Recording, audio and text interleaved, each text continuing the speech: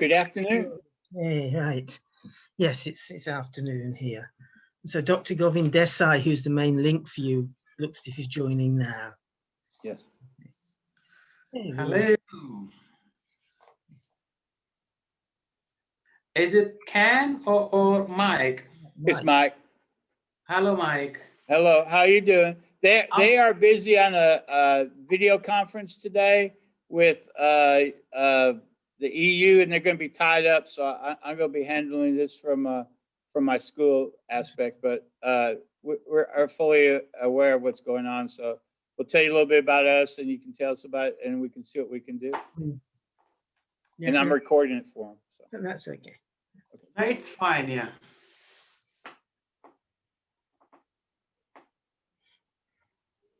Okay, let me explain to you why we were reaching out a little bit to you, and then you can explain a little bit about us, and I think that'll kind of work out together pretty well. I wanted to share a screen here with you, so let's try to do that. Okay, let me get it again. Excuse me a second.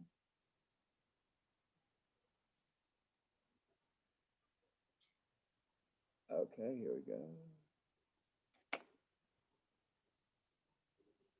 And let's go back to this. Sorry, I got a lot of my technology. I was working on Circassian genocide. We're changing up our Turkish genocide a little bit to sensitivities in Turkey for, oh gosh, there we go. Okay.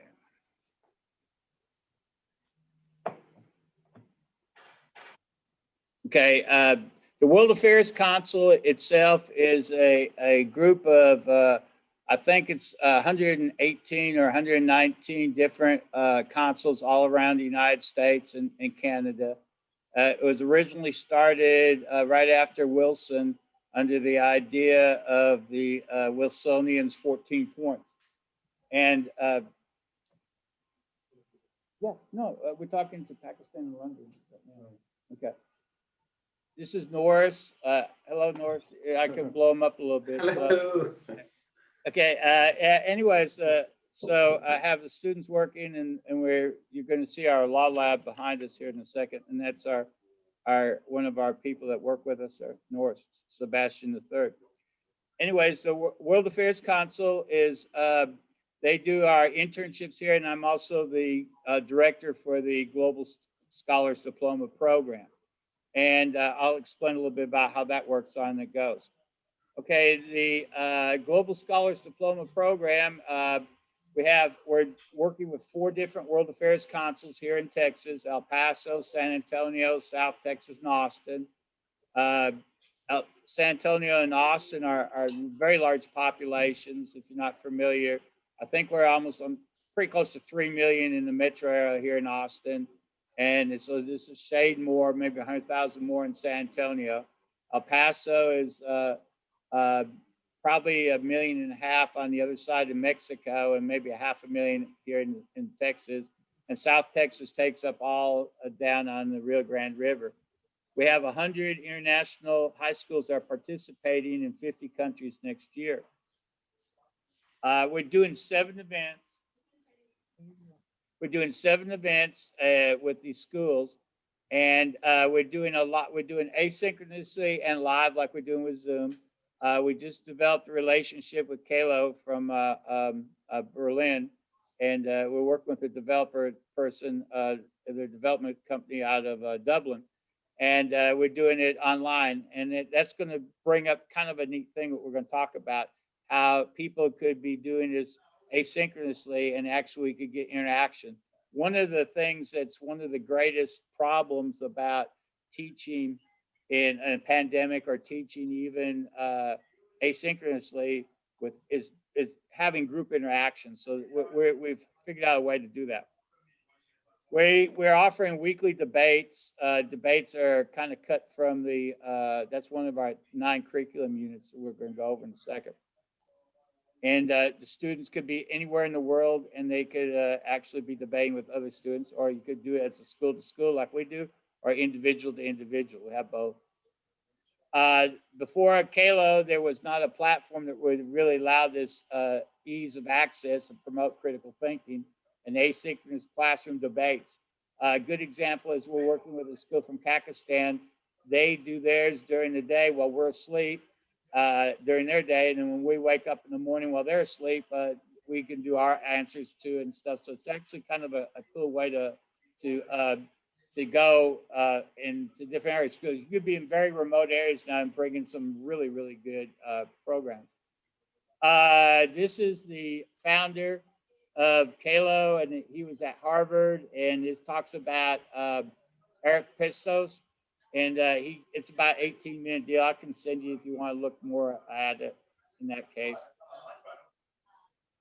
Kalo is currently doing this in the classroom debates, and we're taking it from classroom debates to the entire world type of thing. So they said that was fun, and we got a really unique partnership with them. It's a free platform, doesn't cost anybody any money, but it allows people to really get some good ideas. Okay, some of our 50 countries are right there. Have some more to add, so I'll do that one later.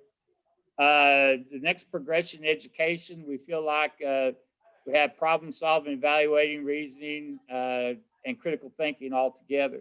And then we're offering asynchronously.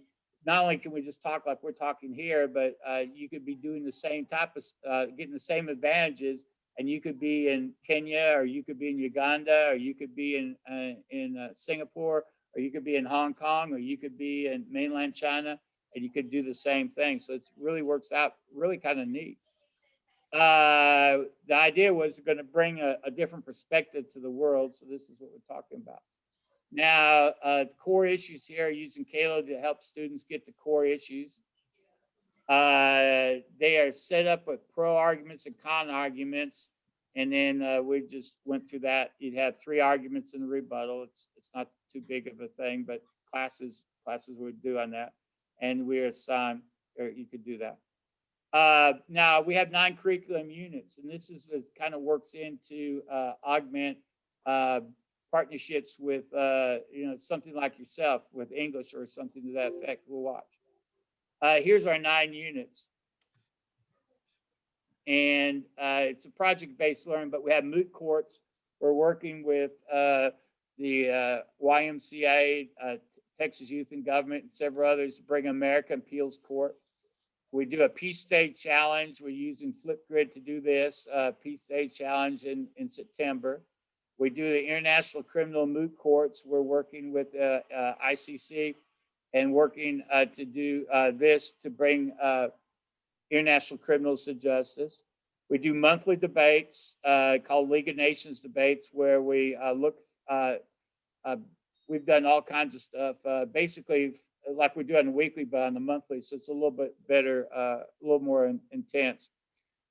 International moot courts, we're doing one in a week and a half in South Africa, but we're doing one where you take Canadian laws, Australian laws, South African laws, Indian laws. So the person who the student would actually get to learn the laws from other areas. We have Food for Thought, which is a cultural foods and international cultures. We do that through Zoom, and we also do that through recipe sharing through that Kalo I mentioned. So people could to share recipes from all over the world and learn how to cook things and stuff. Model diplomacy. This is Council on Foreign Relations, CFR, and you take a president and the prime minister and their ministers. The ministers would each give a 2-minute speech or 3-minute speech to input. The president would give a 5-minute speech. Then they have the other side. And then what you would actually get is you would get a country to talk about what they feel like on certain issues. So it's really good to understand different perspectives. And this is what a lot of people aren't getting when they just see in a classroom, or even if they're taking stuff online. It's kind of interesting. We had genocide units. We're really proud of one. I just finished one on Armenian genocide. We have 2 weeks on Armenian genocide. And then because we have a lot of schools in Turkey, and it's against the law in Turkey to talk about the Armenian genocide, we are doing the Circassian genocide, which takes place on May 24th first, which is coming up very quickly now in 1864, where about 1.8 million Circassians were either killed or deported to the Ottoman Empire. And they don't really know exactly how many people died because a lot of the ships didn't even make it to modern day Turkey. Weekly current issue debates. I told you about that each week. Now, each one of our units will have a asynchronous model, which would be, this would be a written, this Zoom would be the video conferencing, and Flipgrid would be a combination of the two, but asynchronous, where you could take and do reflections. So an individual student could either participate through Kalo or could participate through Flipgrid. And we have some wonderful things, like we're doing that Circassian unit. They would have a 10-minute thought. They could do 10 minutes of their thoughts about it, and they have a 10-minute presentation. It works out really nice. This is on moot court. You could do a moot court argument in that time. The ICC moot court, the same type of a deal. The League of Nations debate, again, same type of deal. The international moot courts, same type of deal. All three types of work. Food for thought. It sounds really strange, but we've been working for the last 20 years doing a Zoom, or before that Polycom. It started out with Skype, so you can see how long we've been doing it. We have some people like in Afghanistan and some other places do a Flipgrid each month. So we're going to augment that. And then they can send the recipes itself through Kalo. So you could share quite a few experiences. And it's really kind of fascinating. We took one time we had a group of students from Africa. At the beginning of the 2-hour video, they went out and captured a gazelle. They slit the throat of the gazelle, they drained the blood, and then they dressed it, and then they cooked it. And then at the end of it, they actually ate the gazelle. And then and that same one, we had a group of students from Louisiana that were cooking alligator, and then they were showing us how to cook alligator meat. So it was kind of fascinating. It's something you don't normally see every day. 7, model diplomacy, very, very good. We have quite a few schools that have been participating in it, but you know, I don't know if you could do it individually, but you really could. It'd be fun. Genocide projects, Flipgrid is probably be better to do than Zoom. I mean, in your case, weekly debates. Again, you could do it online, on Zoom, in person, or Flipgrid on take your video. And these are just examples of what I thought when I was looking at your website, what we thought we might could offer in some sort of relationship. And we have we have 1,268 teachers who have signed up with us in 100 countries. And we have all their email addresses and stuff like that. Most of them are English as a foreign language teacher. I know of a couple teachers that are in Lebanon right now that are English foreign language, and because of the inflation rate in Lebanon is so bad that, you know, they're looking for part-time incomes and they're looking for things like that. So I really wanted to make sure I kept the meeting today with you guys to, you know, try to look at that aspect of it too, because this would be, we have some trained teachers. Of that 1,267 teachers, we have about 100 of them that are signed up to do this at some point for next year. They're going to try to do all 9 of these units, and we're using this facility. So that's what we're trying to explain. So it's a kind of a percentage deal. We have a large following. However, some people, you know, they don't always do it. And then we have about 100 people. This year, we've had about 25 people because of COVID that stuck through us throughout the whole time. So hopefully next year without COVID, we'll be a little bit better to go. But that's where we're at. We're working. You could either, if we had COVID, pandemic or no pandemic, we're ready to go either way on this. So that kind of tells you a little bit about our background. Do you have any questions at all over that? No, thank you, Mike. I watched a couple YouTube videos earlier today. I watched a food for thought one with Taiwan, Mhm. and I saw I think a Kazakhstan presentation. So what you've done is now put it into context for me. Thanks. Yeah, yeah. What it was is basically it's kind of like we've been doing this for 20 years, but now we're trying to put it all together into a some sort of a thing. Now, I was thinking that basically what you have, if you have online learning, you have a person, solitary person, learning, very good content. Well, the problem is they don't get the advantage of actually necessarily. They could talk to the teacher, they may could talk to other people, but they don't get the advantage of doing this. But if you could, and with some of these platforms now, you could actually give them the advantage, and they could be part. I don't know how you put it, but they could be part of a larger group as well. So you'd have interactions or activities that you may not could get, and we're offering them for free. So it's a real win-win deal. So we Yeah, try I to mean, help people out. what we offer is more the building blocks of what your students would be doing. Right, Because, right. of course, with English language and our academic skills, we're Mm-hmm. very much kind of the micro skills, the grammar, the vocabulary, Right. the pronunciation, and the beginnings of critical thinking skills, which then would enable them to go on and perform effectively. We have very much a different type of interaction, because the big problem with a lot of the online teaching now is that the teacher sends the material to the students in advance, presents a PPT, and almost gives a lecture. There's no range of formality, no informal language communication, which is what ours is, because it Okay. is very much doing and interacting. Okay, good. Whether it's face to face, whereas again yours is more sort of debating, yes, and exchanging ideas. It's more the interaction. But again, when we go into it, we'll point that out. Okay. So Govin, do you want to start? Yeah. I think, thank you, Mike. You guys doing wonderful job. We got the same objective. We are not a commercial business, because in Birmingham, we got two businesses. One is Birmingham College. Birmingham College brings students from at least 25 countries and teach them English language and place them at very high ranking universities.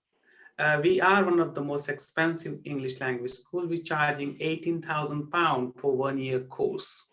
Wow.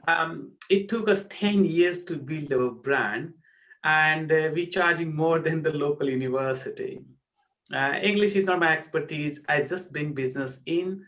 We got a good team and they are delivering the courses, but most of our students, they are sponsor students and they are from very rich family. Right. Imperial English UK got a different model, because I realized that English language is very important for any students in developing countries. Mm-hmm. So we thought that rather than some giving subsidies and funding, if we can design a good course and give it to the institutes or teachers and let them empower themselves, because what they need, we offer the entire package. And when I say entire package, means that they don't need to do anything. They have to just deliver the course as per as what we have prepared. Now, you can see there is a huge demand of English language, but at the same time, British Council, Cambridge, Oxford, Pearson, Macmillan, they are well-established brand, and cracking their brand is not easy. Oh, yeah. Somehow we manage it, because basically this brand selling books, they are not selling the course. We are selling the course, and the course is approved by the UK government regulated awarding body. Now, there are millions of courses, but no one got the approval as what we believe in, because to get the UK government awarding body approval is a long process. They look at the learning outcome, content, assessment, services, standard, quality assurance. So we thought, okay, if we're doing something, then let's we do good rather than just throwing the product and there is no value of it. So course-wise, we offer a better solution. Technology-wise, we also offer a good solution because we designed the app, and our app is far better than any apps you can compare with any big brand. We got far better features, and we can organize app demo for you and your entire teachers group. Third is like a solution because normally they don't have a certification power. So basically, we also award the certificate. So for the teachers, for the institutes, it's easy to sell the product to their students because what student looking in developing world is that a good British or USA standard curriculum, good content, good apps, and good teachers. And the last thing about the affordabilities. Now, we thought that, okay, rather than some sort of charging the annual fees and joining fees and royalty fees like what franchising people do, because our intention is academic collaboration. So we don't charge any penny in front. We don't charge any annual fees or royalty fees, nothing. We charge just only £35. In £35, we design the website so they can market it. We provide the course brochures and flyer as well. We train their teachers free of charge, and we also support the teachers throughout the year. We give them the curriculum, syllabus, framework, give them content because each course is made of 6 books. So, and each book is around 150 pages. So it's a very comprehensive course because of the UK government regulations. Mm-hmm. And we award the certificate. We award the joint certificate. We award the external body certificate. So we give a lot of option. Now, because of the COVID and a lot of institute teachers, they are struggling. So we thought, okay, let's we reduce the fees. So we're charging now £25 for entire things. So main some sort of our partner are universities, schools, colleges, because they got students, they got computers, they got teachers. What they don't have is a structure program. So we targeting university in rural area, university in suburb area, universities in developing countries, and it's selling. In last 3 months, we some sort of made a partner in around 18 to 19 countries. Wow. And it is a good business. University registering 4,000 students, 5,000 students, and this is a good income for us, for the university, because university, they don't need to invest anything. Their teacher are get trained, plus their student got a good skills, so they can have a job or higher studies or some sort of career. And parents, they are very happy because the way they asking the children to learn with like a world best or world-class app. We also organize UK tour, again, just charging them cost like accommodations and local traveling and etc. So our long-term objective first is to provide English language teaching and training at very, very low fees, maximize the technology because we realize that digital is the future now. And third is affordabilities because we want to make it affordable to students. So this is like what business we have it. Now, Rafael, if you can brief about the courses, so at least Mike can get the picture. So at least he understand that how their teachers can get help or how we can integrate if there is a possibility of introducing them to the university, what we're working for. So it's like just sharing the thoughts. Yeah, so I'll just highlight the main features. So Govin stressed it's digital and an app, but again, it's not wholly self-study or distance learning. The input needs a teacher. So Govin showed you those books. All those books are on one app. So a normal course would have a student book, a practice book, a teacher's book, and a supporting website. We have it all on one app. So the original intention was just to produce a paperless course. So taught in class, face-to-face, but the students getting the input, the reading and visuals from their computer screen rather than a photocopy or a book. Because of the pandemic, we had to a year ago, and some of our partners are still doing, teaching online. Not a problem, because it's totally paperless.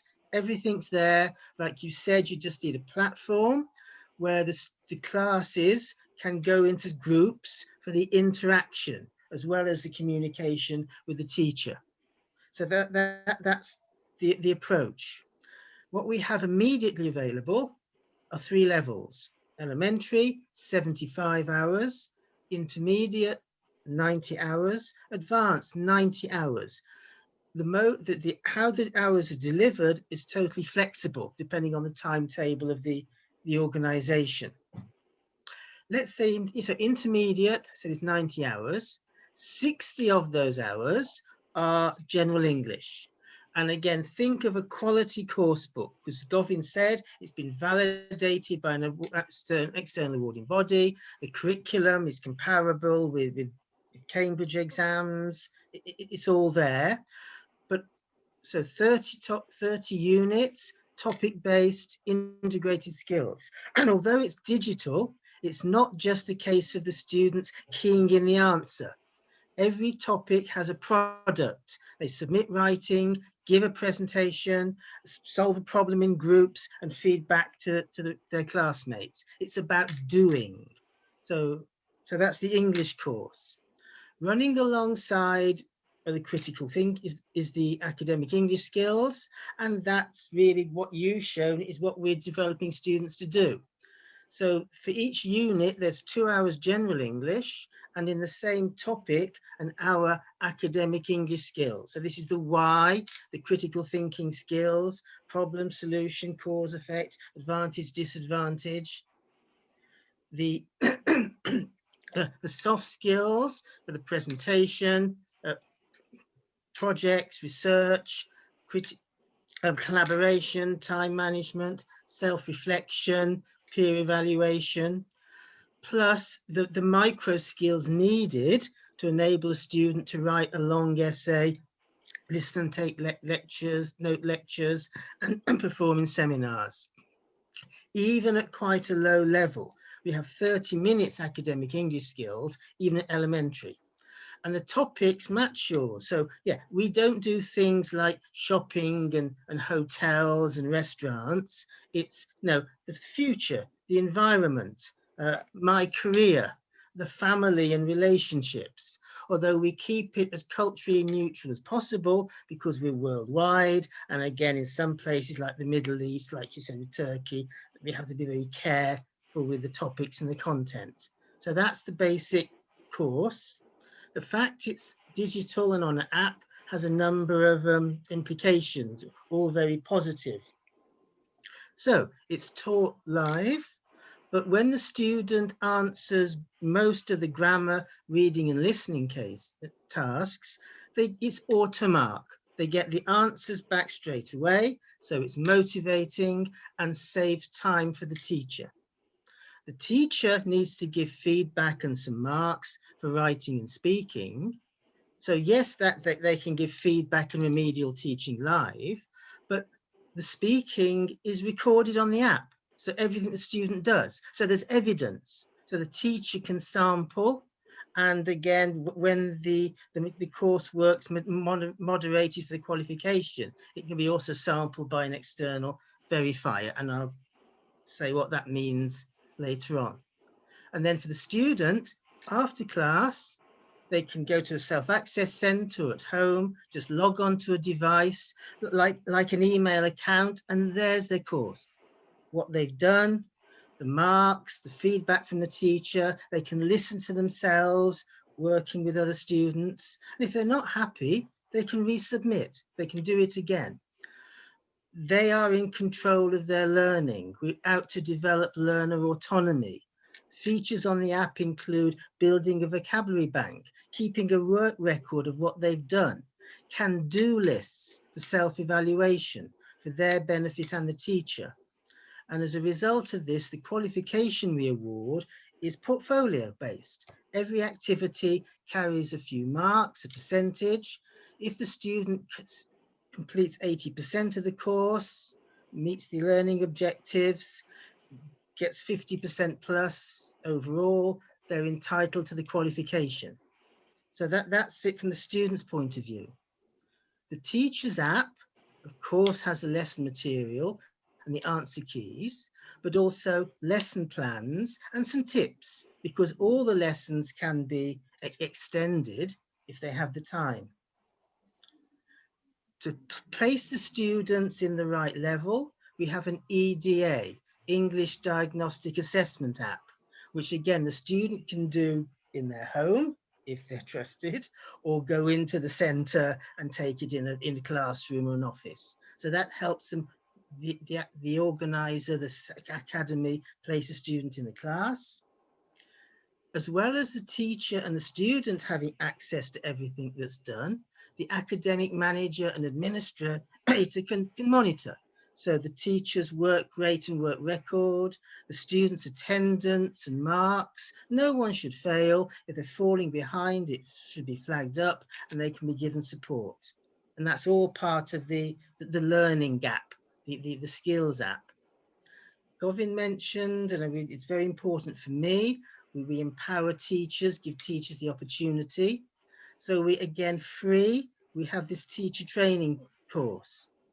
Now, all teachers, regardless of experience, will need a live workshop session on the features and finding their way around the apps. So that's provided. But if somebody needs it, we also have a 14-module certificate course, which again is the assessments, the learner profile, teaching the skills, teaching in difficult circumstances, the language awareness. And for that, the teachers can study videos and do some self-reflection, short reading tasks, and learn a journal.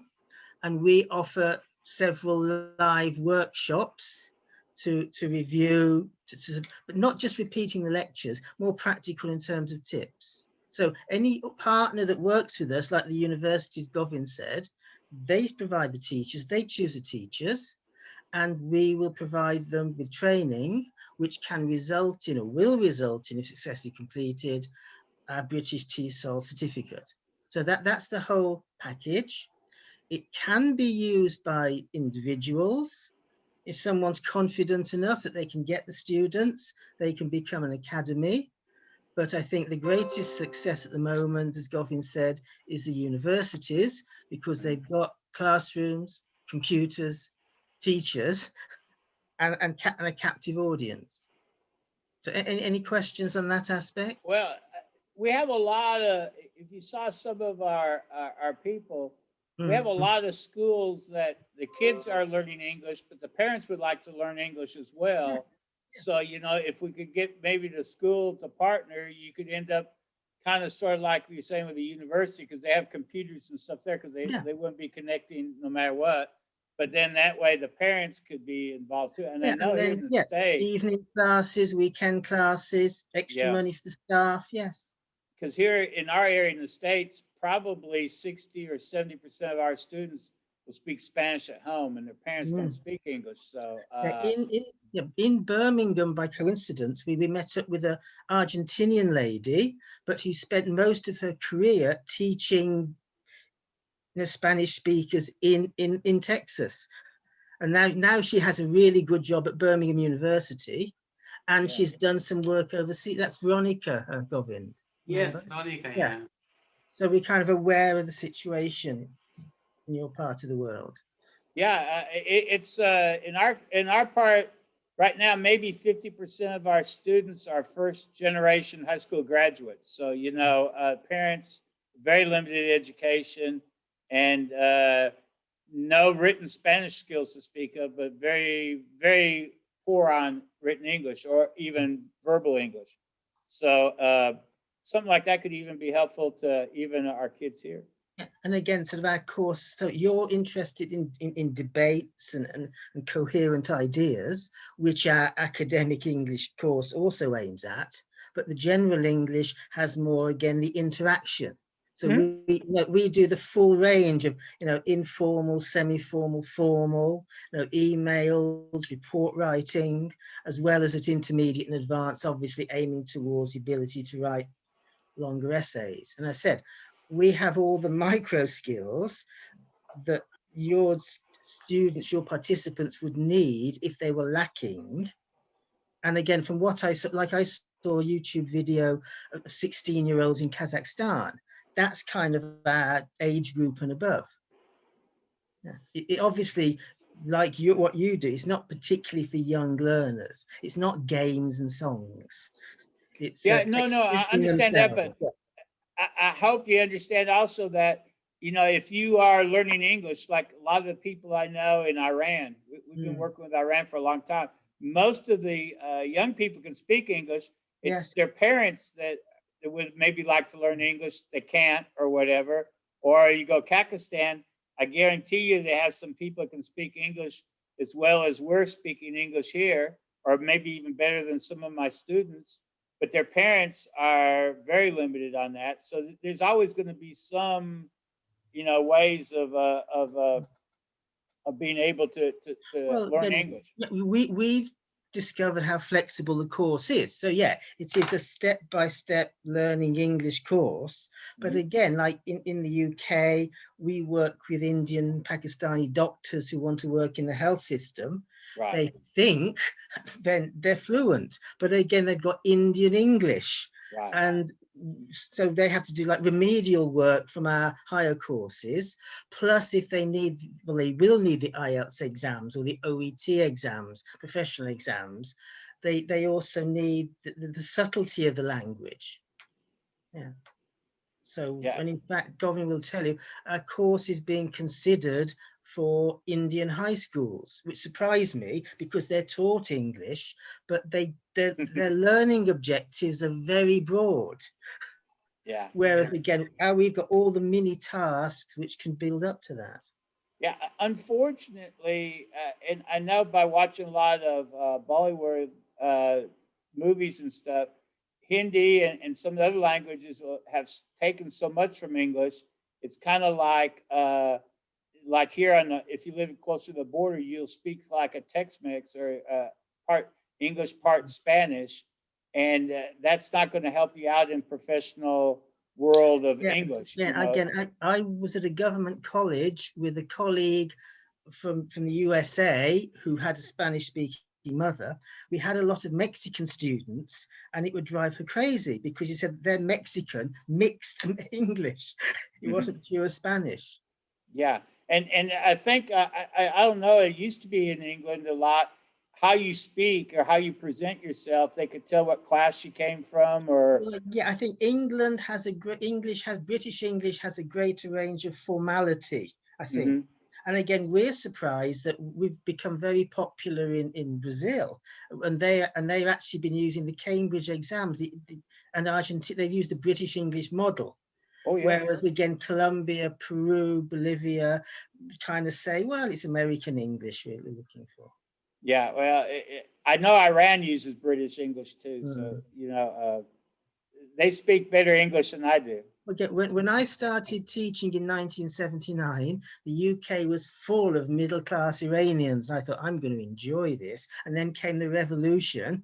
And it wasn't until the late 1990s and I got into government teaching and I started working with Iranian refugees. And well, Govin's made a big breakthrough in Iran. Yeah. Because again, we have links with Iraq, which is on the border. Yeah, it's I hope you don't hold my Texas English against me, but No. I am besotted with Texan singer-songwriters. Jerry Jeff Walker, Guy Clark, Townes Van Zandt, Nancy Griffith, on all the time. That's not okay. I think, Mike, the point is that you guys running the institutes and you offering a wonderful global diploma course to students from different countries. We are just trying to develop the skills, which is very important for the students. How we can combine our services so your client or your teacher feel better that Mike has offered something good, And what we do basically, because of the situations of COVID, and if our partner interested in your diploma, we can also introduce your diploma. So it's like an open world. If they like your product, we're quite happy to introduce. If your teacher like our product, then we're quite happy to work together. So point is that what Rafael explained and I explained the business model, I'm quite open and flexible. I'm here to support, like you said, the teacher are struggling. We got a partner in Lebanon as well, currency and, government and all sort of problem Oh is yeah. there. So we understand and we are all human beings. So, and this is not our commercial activity. So we're quite happy to take some sort of a recommendation to make it more practical for our clients or for our teachers that get our student benefited. That's the main aim for our objective. Yeah, that sounds very reasonable. It sounds like you have a very nice model, and we'd be very interested in trying to work something with you. Like I said, I really could see where, and especially some of the countries, and we're going a lot into different African countries. Uh, we're having a lot of issues here in the States. I did not know this until about a couple months ago, that the third largest English speaking country in the world is Nigeria now. The population of Nigeria is just boomed, but it's very difficult to understand a lot of Nigerians' English because their English is not the same as either Texan or British English. It's heavy accented, and stuff like that. And then there's English is such a common denominator, especially amongst younger people. And a lot of they would tell us, well, I wish my parents could speak English, or I wish that. So then I was thinking that might not be a bad, if we already had teachers and they already had their students and relationship with the students, if they could teach the parents, then that would help them out as well. That's one of the things that's really hard. I can see at our school is that we don't have really good success for, it's being video. In the United States, there's been a real lack of success for teaching other languages. And compared to like Turkey or compared to other countries. Turkey, for example, we were doing a language development very similar to yours. And in 6 weeks, they could speak English as well as my students could. And in 6 weeks, we couldn't speak any Turkish anymore. So, I mean, I've had students that would go through years of programs and still would end up without speaking English, whereas they go to another country, they learn a language, and they actually learn that language in a much shorter time. So I know that there's better ways to teach English than what we're doing. And I was hoping that maybe this could, and it sounds like this could actually be a very good potential there. I know I have at least several teachers that are very interested. They've emailed me and they wanted me to send them this tape right away so they could understand and try to do it. I could take a lot more productive role and try to see. And also, we would like to maybe just take one aspect of what we're doing and add it to your repertoire at some point and just see how it would help out. So we're not sitting. We want the same things as you guys do. We would like a world in which everybody communicated much more effectively, whether it be English, Spanish, or whatever. And we want them to be able to think. Our biggest strength has always been the best way to learn a language is to be able to think in that language. And the best way to think in that language is to teach critical thinking skills. But you have to get to some point to get to that. So with your levels, which again that's the principle behind learner autonomy. Yeah. And again, because again, like if you're an autonomous learner, you have to understand sometimes you actually need other people to work with for scaffolding. Right. And again, it's Professor David Little from Ireland. It says the best way to learn a language is to talk about how to learn that language, Mhm. rather than just role plays and dialogues. Yeah, Discuss situations. why can youngsters learn a language so quickly if they just dropped off in the middle of the country where an adult, it's very difficult, to learn a language for some reason. I know as I've gotten older, I would love to learn different languages. I just find it a lot easier when I was younger to learn the language. I think, Mike, on a business perspective, what model UK have for, we call it ESOL, English for second language users. UK government has spent a lot of money because a lot of migrants coming from different countries and they wanted to integrate them as soon as possible. So they have community colleges and community schools and ESOL centers and everything. So what I learned personally that how UK made life easy, particularly teaching them English language for the integration purposes, then English language for work, English language for study, and that model working very well. And the courses like what Rafael and our team has prepared, it is more relevant and practical. It's not like a test base. So any students, for example, teaching their parents home country, they can use, because parents can have a computer or laptop at home and somebody sitting in Texas. Or I give you one classic example. Egyptian teachers, they're teaching English language to Saudi Arabian people because they think, why we should come to UK and spend £20,000 if somebody can teaching good English at home. We got one Malaysian, they're teaching English language to Chinese students. So nowadays, what we trying to understand, how we empower individual teachers, because teacher gets salary less from the schools, and sometimes private schools, they treat them very badly. They can suspend them, they can lay off straight away. So it's like we are all human beings. So we thought that if you're a good teacher, we can give you good tool and world is yours. It's not like you have to teach in Egypt only, because nowadays if you market, and that's why we created the website, because teacher cannot afford even to spend £500 to develop their own website. Oh, yeah. And I thought, okay, let's develop the website for them as well, so they can link Facebook and social media and all sort of things. So gradually what the model we have prepared is very timely, because that's a digital world now. And I think, personally speaking, that what we both have to think about, that how we both have financial stability to offer our services, and how our teachers or their school have financial stability to deliver the courses, and the students, how they can pay less and get a quality education. So this is the approach I would like to discuss with you. So like as I say, £35, if you think of it, this is too much, because it's entire 90-hour course. So if you divide 90 hours by £35, it's just 30 pence per hour. Now we look at the model around 20 countries. Even in India, they're charging £2.10 per hour. Hour is only 30 pence. In China, they're charging $4.50. Oh, yeah. In Iran, they're charging £1.50.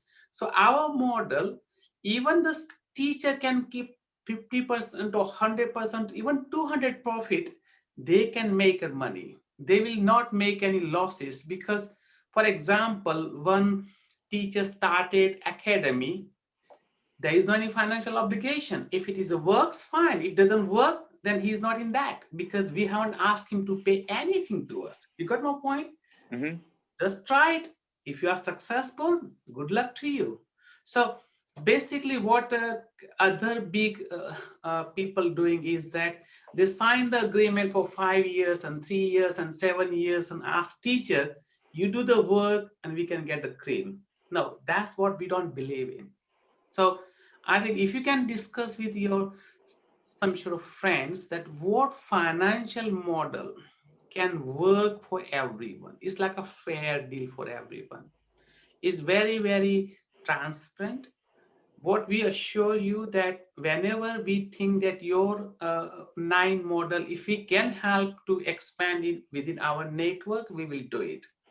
The same time, we quite happy to support your teachers if they are coming from developing countries or lower middle class family where you guys think they deserve help. So you on a front, you telling that you helping them, okay? And we are like us providing services. But that's it is we have to think and we have to find a business model. Okay, now I have a couple questions now. So for your 90-hour course, it's 35 pounds, correct? Yes. Okay. And that's include everything. Right. Okay. And then you would get a certificate if you pass at a certain mark, correct? That's right, yeah. Okay. And let me ask you another question. Now, what does the teacher get from that 35 pounds? Okay, teacher, they don't get anything from 35 pounds. Teacher going to charge students $70 or $80 or $100 as far as the number of students. So teacher had to add more to charge more to the students. So for example, if a teacher charge $100, out of 100, we will not charge 35 pounds, but we will charge only 25 pounds because of the current situation. So the teacher has to pay only 25 pounds to us. Remaining 75 pounds is for the teachers. So Okay. now if teacher can have a 100 school or 100 student or 10 student or 50 students is up to the school teachers. Okay. So if let's say, for example, under your model, if you had 10 students, then they would pay you 250 pounds a month? Yeah. Well, no, not for the month, for the course. Oh, for the whole course. Yeah. Oh, okay, good. Okay. And again, So- they can have, they deliver it how they wish. I think good. they have 12 months when it's the course is live for each registered student. Okay. So Whether if they finished in 6 months and they went to another course, then they that would be okay, but they couldn't take like 18 months. No, we give them maximum 1 year to finish the course, maximum 1 minute. Because it's a 90 hours. Now you cannot carry on up to 2-3 I years know, yeah. because we need to keep all data on our server and it's a live server. Right. So I think around 50-60% money is going to the server data and all protection things. Yeah. So we have given maximum 12 months. So if a teacher or student start the course today, May 2022, they have to finish it. Okay. So they got 12 months to finish the course. So even they can teach 10 hours or 20 hours a month, it can last around 9 months. Okay, so you suggest, let's say if we have a teacher wants to do this, for example, should they try to start everybody at the same time, or do you always keep on picking up people throughout the whole year, or how would that work? Okay, how it works, for example, if any student come to the teacher can take the test, like a EDA, English Diagnosis Assessment Test. After having a test, student and teacher can find out what course is suitable for the learner, like elementary, intermediate, or advanced. And then it's up to teachers that he can decide in consultation with the students, okay, I can teach you 5 hours a week. I can teach you 10 hours a week, or I can teach you 2 hours a week. So teacher and student, they can make a timetable as per as their time convenience.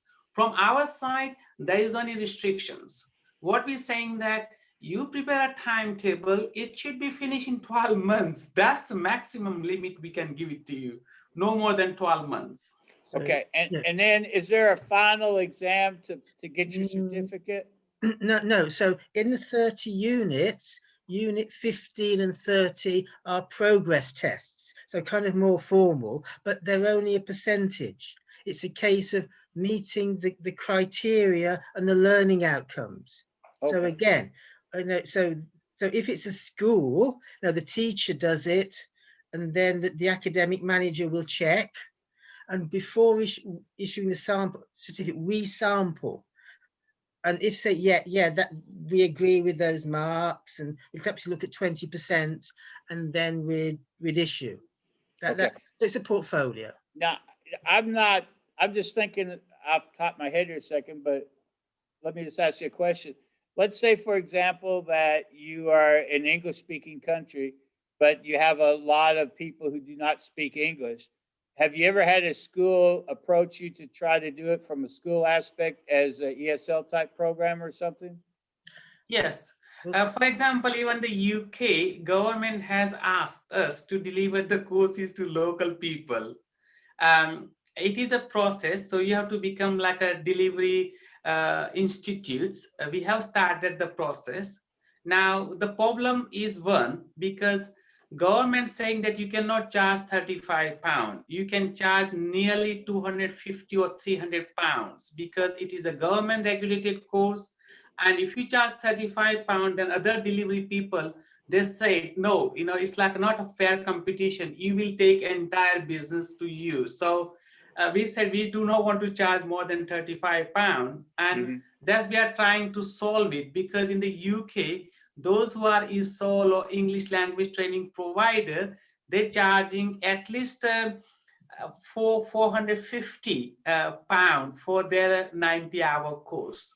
But yes, we will find a solution. We might help local FE colleges where all these immigrants and particularly lower level family people, they need good English. Okay, they speak English, but they don't have that literacy and numeracy and all sort of things to find a job or to study at university. so again, So we have all the micro skills, but Mhm. if it was in a government situation, they would have to supplement it because of the citizenship requirements. Like I Right. said, India are considering us, but our course is not long enough for an academic year, and there are certain aspects and topics that have to be taught. So that would be an add-on, but we would provide the English language qualification. Yeah. See, I was thinking, that we have academic ESL programs here. However, a lot of the students never really acquire English. I was thinking it'd be good to still do whatever the program, but they should acquire English by end of 4 years of high school or something. I mean, that's very common, because again, like the Indians who want to do IELTS to go and be doctors and nurses, they think they've got the language, but they've got gaps. And Right. there's no point taking the IELTS exam or the TOEFL exam if you've got some basic bad habits. Oh yeah, it's Yeah. hard to score high on those. Yeah.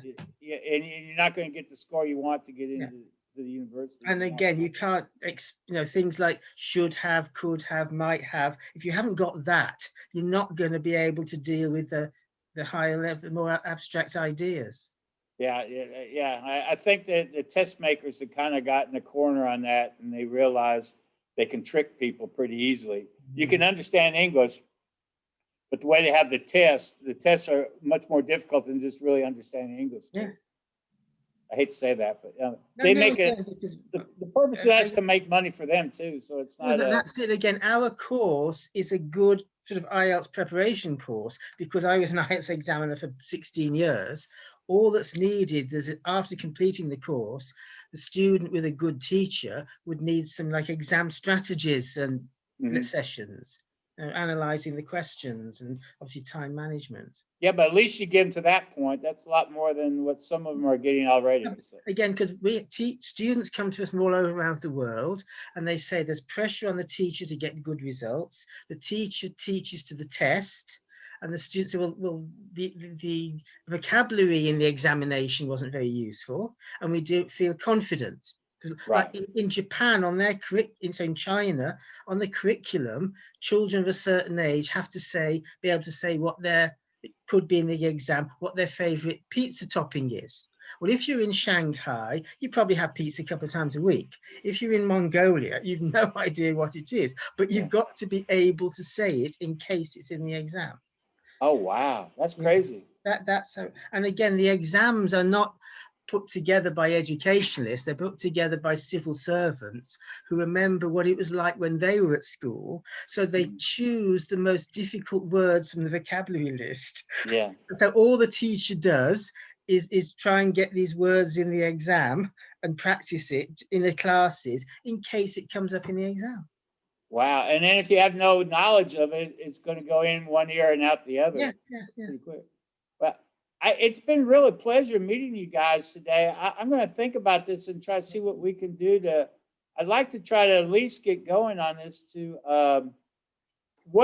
okay, let's say that we're interested in, and we were trying to at least try to set up some academies with some of the schools or some of the teachers. What should our next step be? I think the next stage, Mike, it just we would like to organize the app demo for you and your team, so you can see the app, you can see the assessment, you can see the content, you can see the layout, you can see the key features. If you're happy with app demo, then we would like to give some sort of user ID and password so your teacher can go, or you can go inside and check everything. Okay. And then we some sort of sign a MOU or agreement where you can become an academy or you can become a partner, whatever is suitable for your business. We're quite happy to do that. In terms of becoming like a local English language training provider, if you have any government regulation, for example, to make sure the curriculum have a standards and content has a standard, if you can send that requirement, then we can ask our expert over here and we can submit that document as well. So in case if you need any permission from the State Department or any local city department, we're quite happy to support you as well. Yeah. But I think the primary is you understand that what we've been delivering it, and then we both can some sort of make a business model that works for you, that works for us, that works for our partner, and see how it goes. But there Okay. is no any financial commitment, or there is no any advance fees, or nothing means nothing from your side. Okay, let's go ahead and advance that then. If you could come up with the app, how long will it take for you to do that? We need 1 hour from your team. So either we can organize on a Friday or tomorrow, because Thursday we are booked, or we can do next week. Okay, next week would be fine. I'll get Ben to and I don't know if Mortada's from Egypt. He's Egyptian, real nice man. He's the president, and Ben is the vice president. He's an attorney, but they're both tied up today. I don't know what it'll be next week, but I'm sure I can get them free about the same time, sometime next week. I will talk to them today and see when we can set up for next week then. Okay, for communication purpose, do you use WhatsApp or Viber or any other social media? Yeah, I use WhatsApp. Okay, then let me send you my mobile number. If you can add it, then at least it will be much easier for us to fix the time. Okay, okay. Okay, that's my number. Okay. Let me get it here.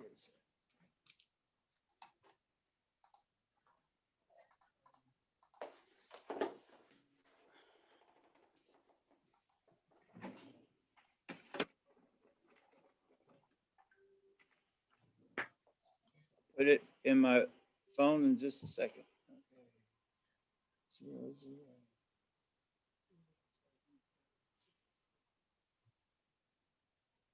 Okay, I'll put it in right now. Okay, so we will communicate through text messages, and we will fix the time.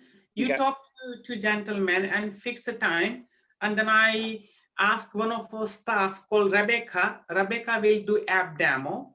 So you look at the app first, and then we can arrange a meeting to find out the business model. Okay, sounds good. So I'll